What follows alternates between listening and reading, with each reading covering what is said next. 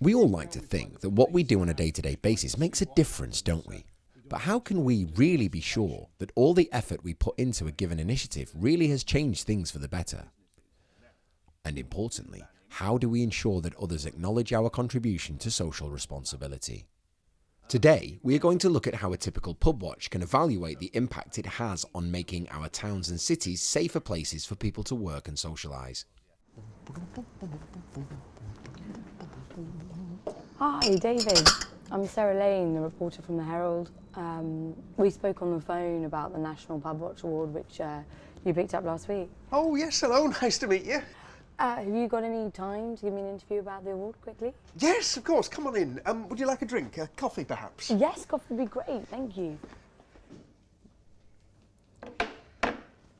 So, David, it must have been quite exciting to hear that your pub watch had been awarded this honour. The whole committee was over the moon to find out that we'd been successful.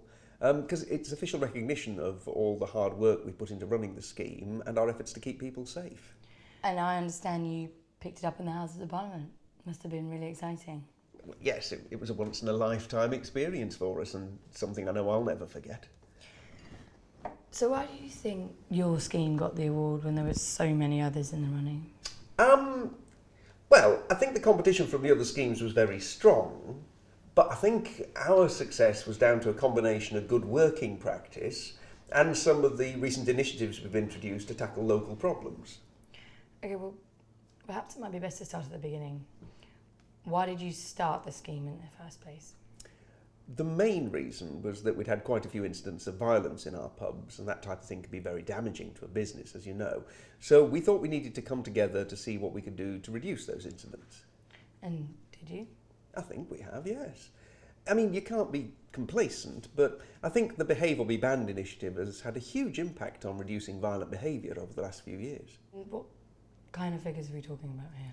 Ah, well, that's the thing. I can show you exactly. At the start of the process, we used the National Pubwatch Evaluation Toolkit so that we could measure our success. We're very lucky because we have a very good relationship with the local police, so they were willing to share with us their depersonalised recorded crime figures for the town centre. So we were able to see what types of incidents had occurred over the previous 12 months, and those figures formed our baseline on which we could measure crime rates over the following months and years. What type of crime do you look at?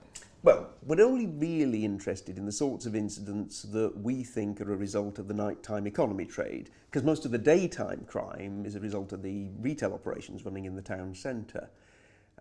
So we looked at the period between 6 p.m. and 6 a.m, and then we looked at the types of incidents that we thought could be attributed to the pubs and bars and alcohol consumption. Things like criminal damage, assault, that type of thing. Surely working to target this type of behaviour might result in actually leading to an increase in recorded crime, because presumably you want people to report incidents to the police. Well, yes, that's true. But unless you get a real understanding of what's going on, it's very difficult to start to tackle the things that cause the crime in the first place. And I must say that because we work in partnership with the police and the licensing authorities, it really hasn't had a detrimental impact on our business, because they'd much rather that we were dealing positively with things like violent behaviour rather than just sweeping it under the carpet. But even so, if you record a violent crime, it still affects your figures. Well, yes, of course, but we do try to get a good understanding of the context of what's happening in the town. That's why every year we carry out a short expectation survey of our licensee members and interviews with key stakeholders to get their general opinion of Pubwatch and what's happening in the town. It might help to understand this to look at one of the initiatives that's been running over the past 12 months that's probably had an impact on reducing those crime figures, but is difficult to evaluate. Yeah, that would be really helpful. Well, okay. Over the past 12 months, we've run numerous training sessions for Pubwatch staff on a number of topics, such as the law around selling alcohol to drunks and the need to have a proof of age policy.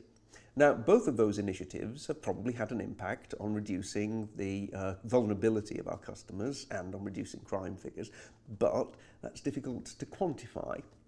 And that's why our survey contains a number of questions designed to get answers about things that may not be immediately obvious from the data provided by the police.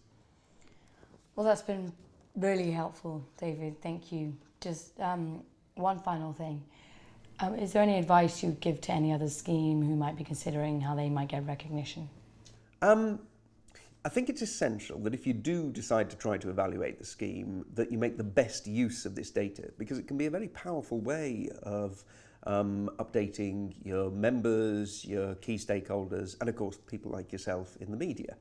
But it's equally important that you collect follow-up data, that you evaluate that you compare those findings with your baseline figures, and then you report those findings to your Pubwatch members, key stakeholders, and the press. Well, that's been fantastic, David. Thank you. And will we be able to get a picture with you in the trophy? Yes, of course, I'll go and get it. So there you have it, a short introduction to the importance of evaluating your scheme. For more information, visit the Evaluation Toolkit on the National Pubwatch website at www.nationalpubwatch.org.uk. And if you think that you can demonstrate that your scheme is deserving of official recognition, how about entering the National Pubwatch Awards?